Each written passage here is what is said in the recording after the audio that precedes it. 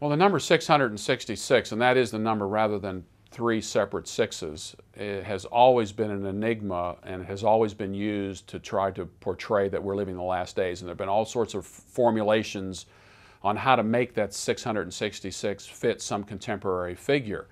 And that ought to give us some indication that there's something wrong with the methodology.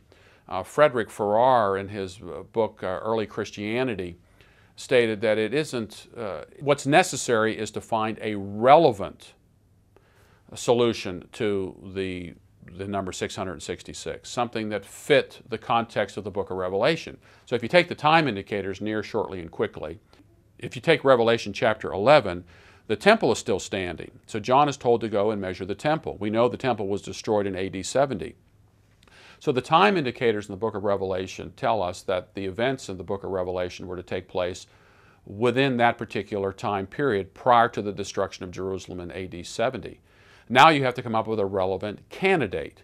And probably the most relevant political candidate would be Nero Caesar. And in fact, if you take Nero Caesar and put it into Hebrew characters and take the numbering system that the Hebrews used, which were in fact letters of the alphabet, you end up with 666.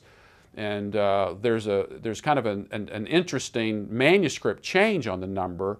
Some manuscripts have 666 and some manuscripts have 616.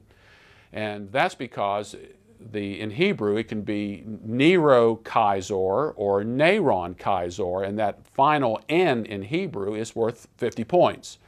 So either way, the early church viewed Nero Caesar as being the 666 candidate.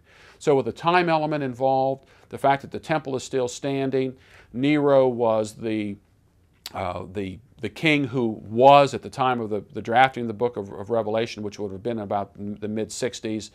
The fact that the number does in fact add up to his name, I believe he is the candidate that fits the time and the numbering itself.